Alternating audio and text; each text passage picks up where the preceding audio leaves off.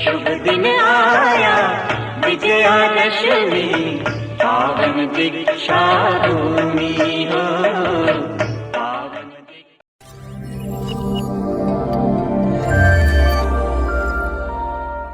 आप देख रहे हैं आवाज़ इंडिया टीवी। हम 66वां धम्मचक्र प्रवर्तन दिन मना रहे हैं।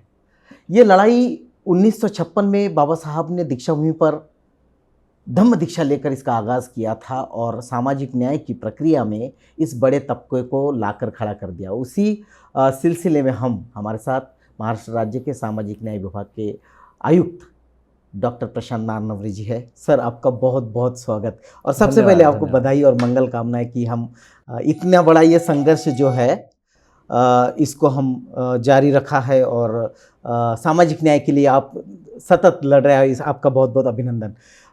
सर, ये जो हमारा डिपार्टमेंट है सामाजिक न्याय विभाग, ये किस तरह काम करता है और सामाजिक न्याय देने के लिए क्या क्या हमारी योजनाएं रहती हैं? जी, विशेषता मैं बताना चाहूँगा कि महाराष्ट्र का सामाजिक न्याय विभाग जी, इसकी स्थापना 1932 में हुई थी और इसकी स्थापना के पीछे बाबा साहब का बहुत बड़ा योगदान है। करीबन 1928 में जब बाबा साहब बॉम्बे लेजिस्लेटिव काउंसिल के मेंबर थे, तब उन्होंने तत्कालीन जो राज्यपाल महोदय थे जी, उनसे रिक्वेस्ट की थी कि बैकवर्ड क्लास के कम्युनिटी के लोगों के लिए, तब वो वर्ड यूज़ किया जाता था, एक वेलफेयर डिपार्टमेंट की आवश्यकता है। और उनकी अनुशंसा पर OHG स्टार्ट कमेटी की स्थापना की गई। बाबा साहब उस कमेटी में मेंबर थे और स्टार्ट कमेटी ने रिकमेंडेशन राज्य शासन को दिया जी, और उसके आधार पर तत्कालीन राज्यपाल महोदय ने 1932 में इस विभाग की स्थापना की। इस कारण हम ये कह सकते हैं कि हमारा विभाग वेलफेयर डिपार्टमेंट्स में भारत में ओल्डेस्ट डिपार्टमेंट है। जी,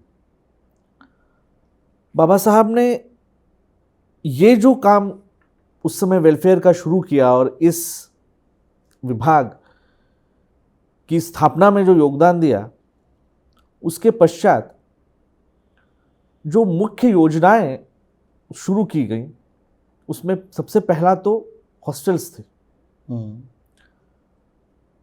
आज इतने सालों के पश्चात करीबन 441 हॉस्टल्स हम गवर्नमेंट के चलाते हैं। उसमें 57,000 विद्यार्थी प्रवेशित हैं। 2,500 अनुदानित वसति गृह हम चलाते हैं। उसमें करीबन 1.25 लाख विद्यार्थी हैं। 91 स्कूलें हमारी हैं और उसमें करीबन 13,500 विद्यार्थी हैं। तो ये बहुत बड़ा एजुकेशन का काम हम लोग, जो बाबा साहब ने शिक्षा दी कि हमको पहले शिक्षित बनना है, संघर्ष करना है, संगठित होना है, उसका जो पहला स्टेप है शिक्षित होने का, तो ये काम हम इन तबकों के लिए जो विकास की रेस में पीछे रह गए हैं उनके लिए करते हैं। लगभग 1300 करोड़ रुपया हम government of India post matric scholarship में लगभग 5 लाख विद्यार्थियों को हर साल देते हैं। जी, तो ये हमारा एक मेन काम जो शिक्षा का है वो है। उसके अलावा जो सफाई कर्मचारी, उनका कल्याण और मैनुअल स्कैवेंजिंग, जो कि बहुत ही एक इनह्यूमन प्रैक्टिस इंडिया में चलाई गई, उसको पूर्णतया से उसका निराकरण करना, ये जिम्मेवारी भी हमारी। इस संदर्भ में हमने सभी महानगर पालिका आयुक्त, विभागीय आयुक्त और कलेक्टर्स को लिखा हुआ है। विभागीय स्तर पर विभागीय आयुक्त और स्थानीय स्तर पर जिला लेवल पर जिलाधिकारी, ये हमारे इस समिति के प्रमुख होते हैं। All India institute of local self government, इनको हमने मैंडेट दिया हुआ है कि वो हमें एक स्टडी रिपोर्ट दे कि कौन कौन सी योजनाएं करनी चाहिए, और मुझे लगता है अभी आने वाले समय में 2-3 महीनों में वो रिपोर्ट भी आ जाएगी और उसके अनुसार हम कार्य करेंगे।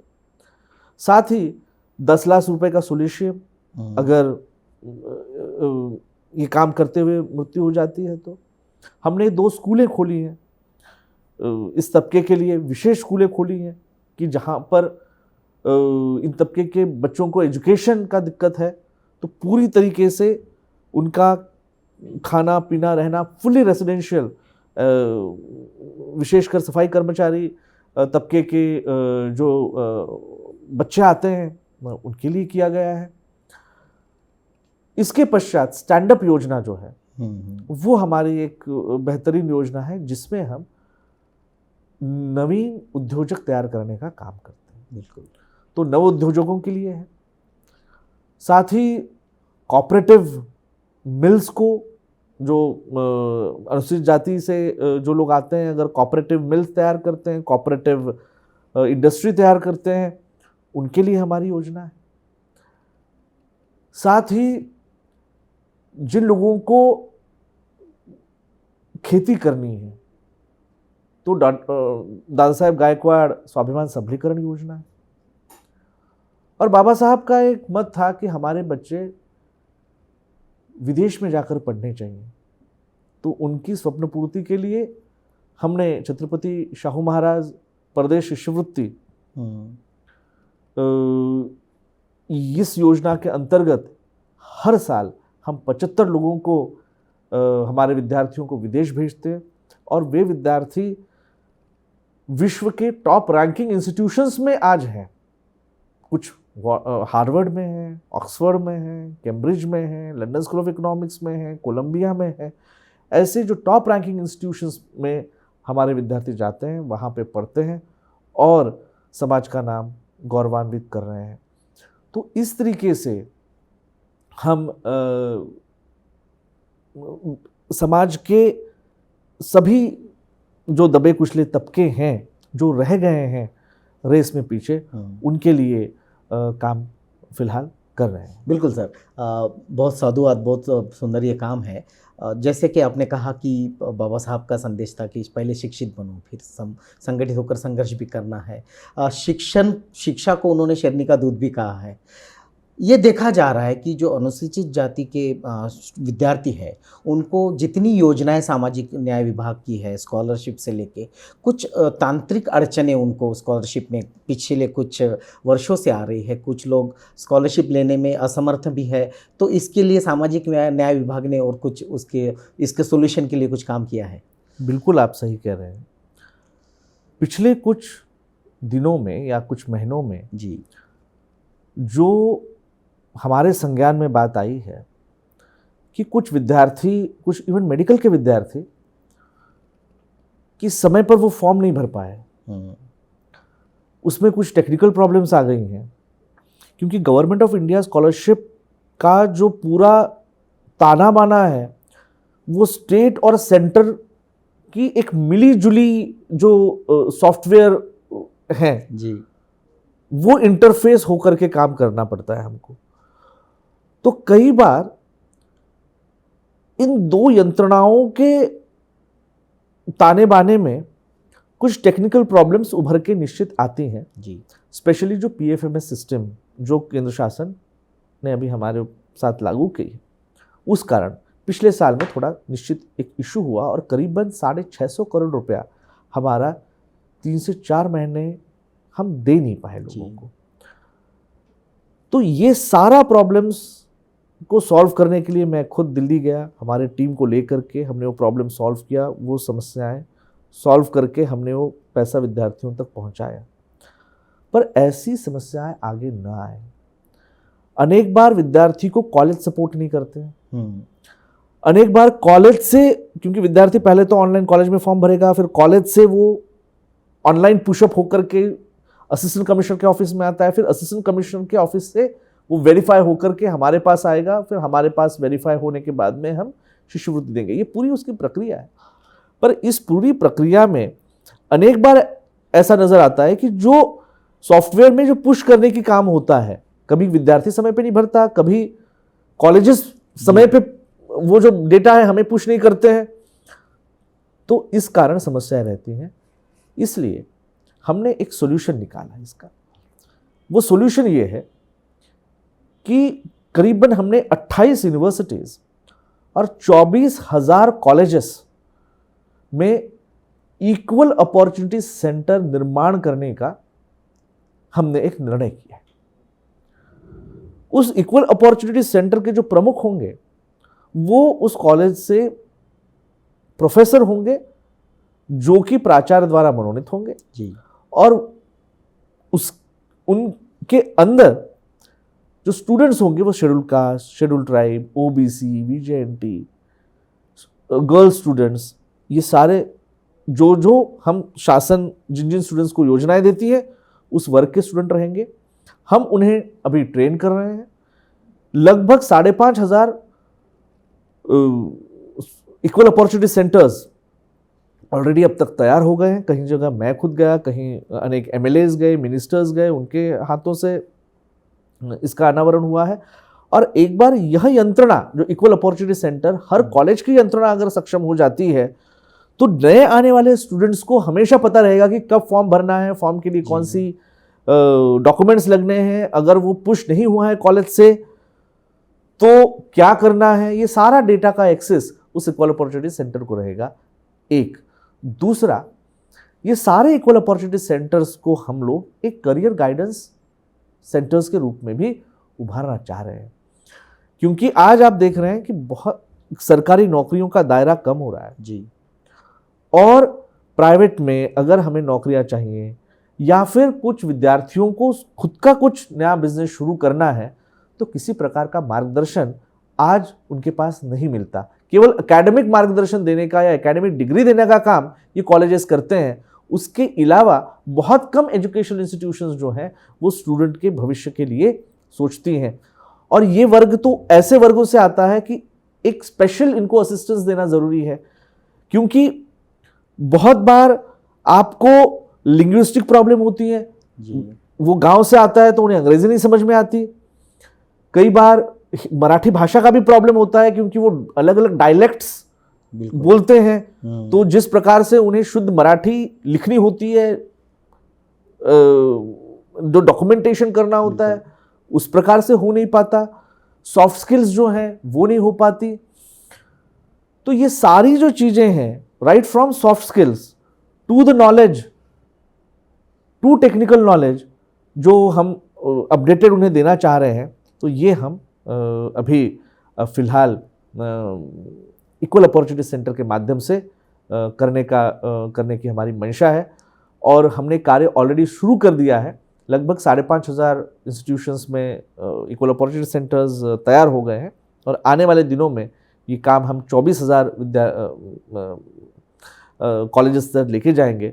और हमारा रीच समाज कल्याण विभाग का, सामाजिक न्याय विभाग का, ये उन सभी तक निश्चित। बिल्कुल सर। एक समाज की एक नाराज़गी डिपार्टमेंट पर है कि राजर्षि शाहू महाराज शिष्यवृत्ति जो है, जो विदेशों में हमारे स्टूडेंट जाते हैं, तो ये संभ्रम है कि क्रिमिलेयर डिपार्टमेंट ने लगा दी तो कुछ विद्यार्थी नहीं जा पाएंगे। और दूसरा यह है कि महाराष्ट्र राज्य में जो संख्या आपने कही कि यहाँ से इतने स्टूडेंट जाते हैं, बाकी राज्यों में इससे ज़्यादा स्टूडेंट बाकी राज्य भेज रहे हैं, तो इस संख्या को और बढ़ाने के लिए, क्योंकि सामाजिक न्याय की दृष्टि से महाराष्ट्र सबसे पहले पुरोगामी राज्य रहा है, फुले शाहू अम्बेडकर का राज्य कहते हैं, तो इस प्रदेश में बाकी प्रदेशों के तुलना में कम संख्या में स्टूडेंट को भेजना ये भी एक नाराज़गी है। तो क्या इस संख्या को भी बढ़ाने की कोशिश जारी रहेगी? जी, आपने बिल्कुल सही कहा। आज हम 75 लोगों को विदेश भेज रहे हैं और इस संख्या को निश्चित बढ़ाना चाहिए, ये हमारी मंशा है। और यही कारण से हमने राज्य शासन को लगभग 200 विद्यार्थियों तक का एक प्रपोजल यह भेजा था। उसमें निगोशिएट होकर के अगले साल 125 तक हम भेजेंगे, इस प्रकार से एक निर्णय उस समय के माननीय सामाजिक न्याय मंत्री जी के साथ में हमने जब बैठक की तब हुआ। परंतु जब वो फाइनेंस डिपार्टमेंट में गया तब उन्होंने कुछ वहाँ पर त्रुटियाँ निकाली और वो फिर से भेज दिया। तो अभी वो त्रुटियों की पूर्तता करके पुनः हम फाइनेंस डिपार्टमेंट के पास जाएंगे, इसलिए इस साल हम 75 दे पाए।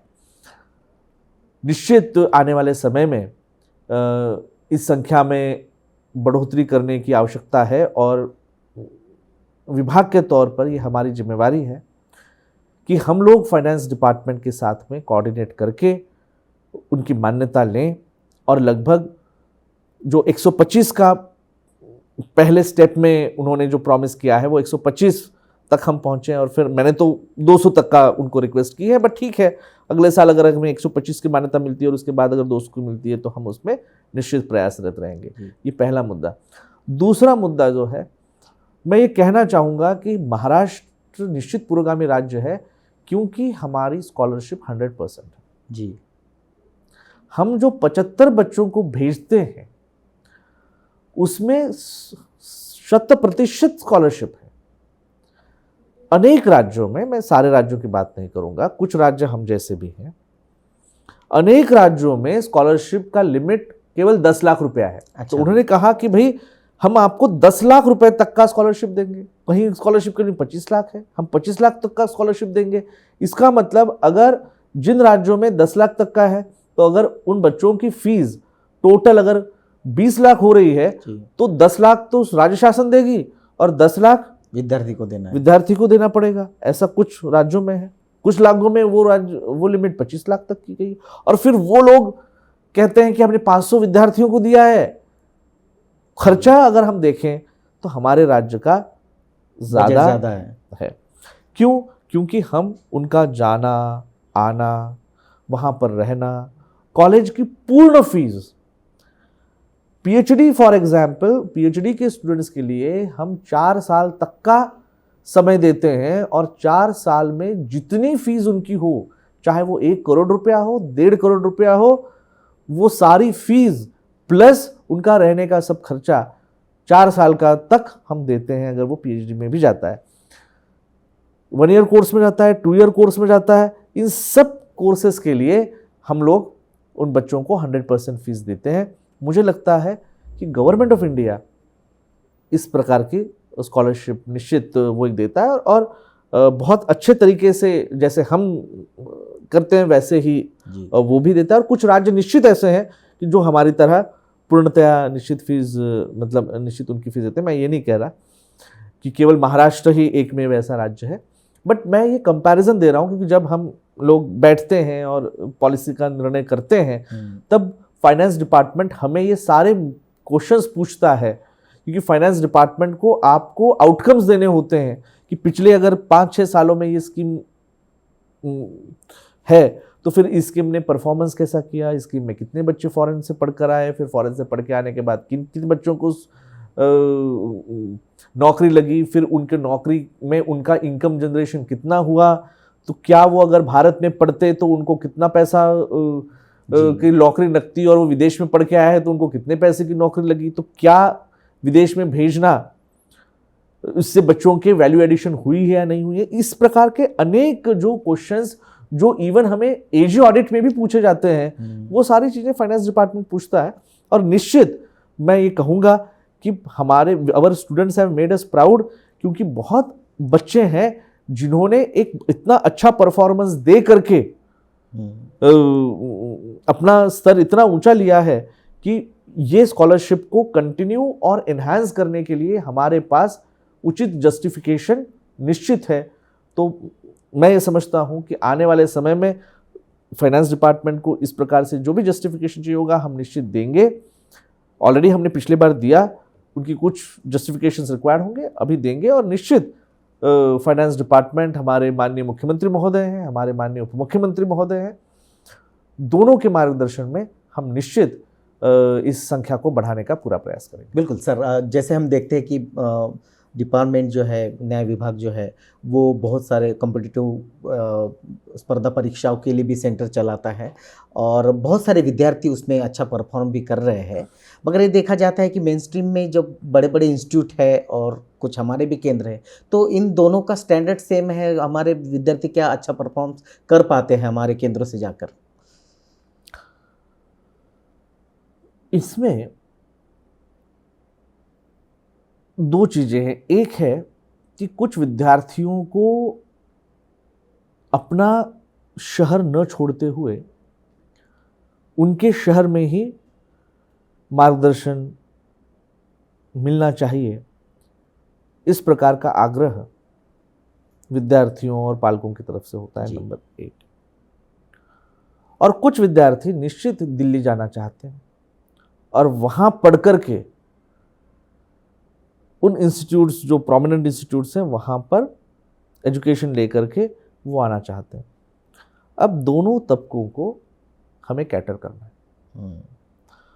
तो इसलिए कॉम्पिटिटिव एग्जाम्स का जो ट्रेनिंग है वो हम जिला लेवल पर भी देते हैं, जिसमें कि कुछ इंस्टीट्यूट्स जिला लेवल की उनको चयनित किया जाता है और उसमें भी हम देखते हैं कि बेस्ट ऑफ द बेस्ट कौन सी है, तो उसमें उसे चयनित करेंगे।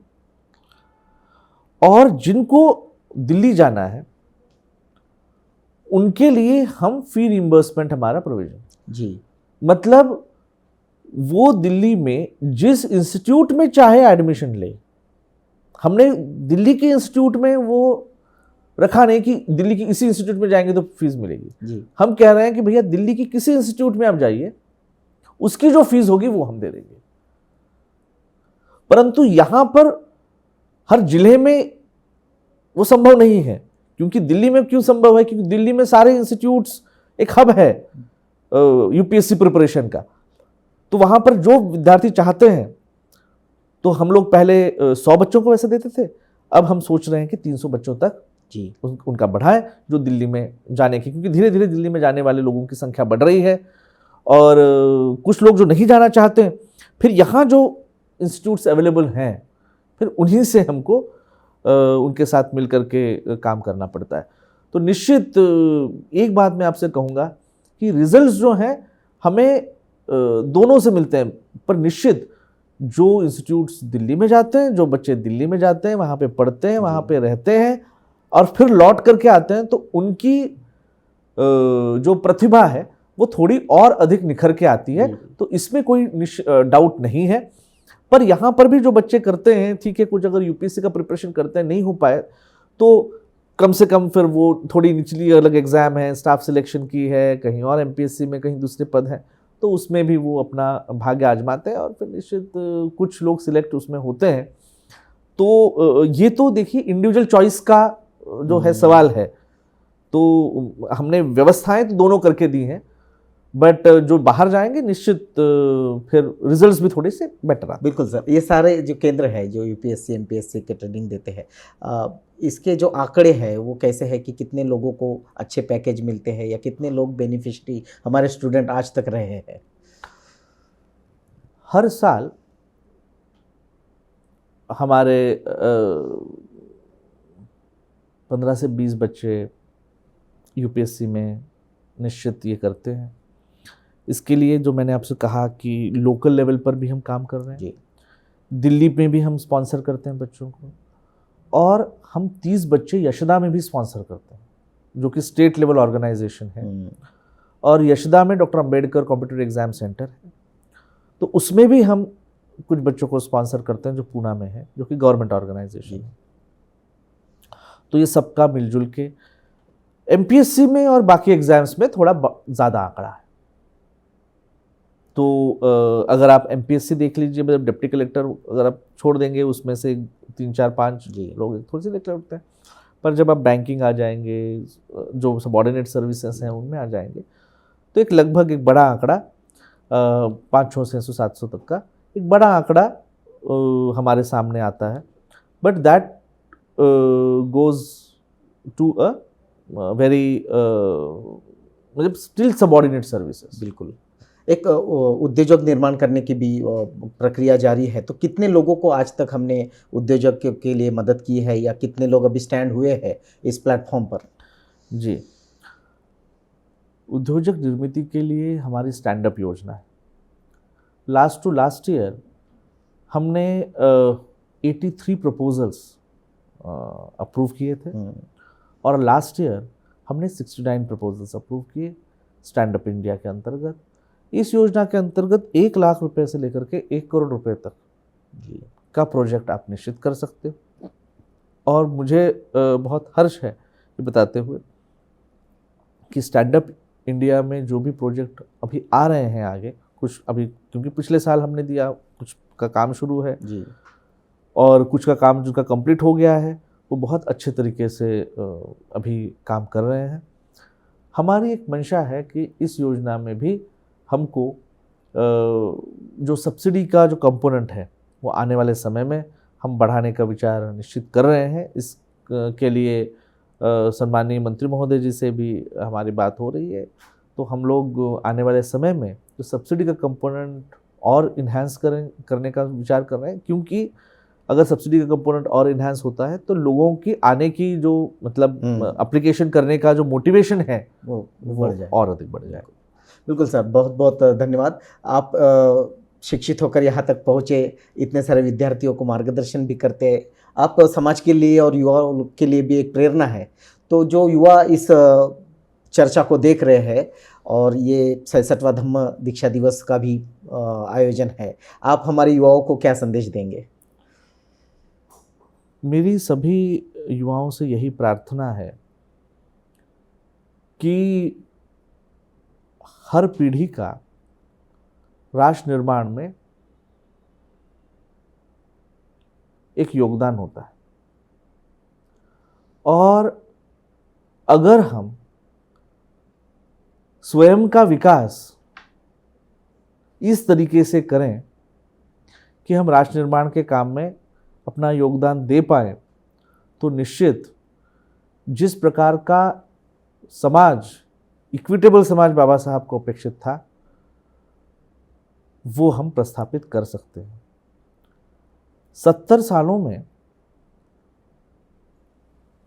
जो समाज को शिक्षा का अधिकार नहीं था जी, उस समाज से आज लोग डॉक्टर्स, इंजीनियर्स, आईएएस अफसर, आईपीएस ऑफिसर्स, मंत्री, विधायक, सांसद और राष्ट्रपति तक बने हैं। इतने कम समय में अगर कोई समाज अगर इतना अच्छा विकास कर सकता है, तो मुझे लगता है उस समाज में, उस समाज के लोगों में एक बहुत बड़ा पोटेंशियल है। इस पोटेंशियल को रिकॉग्नाइज करने की ज़रूरत है।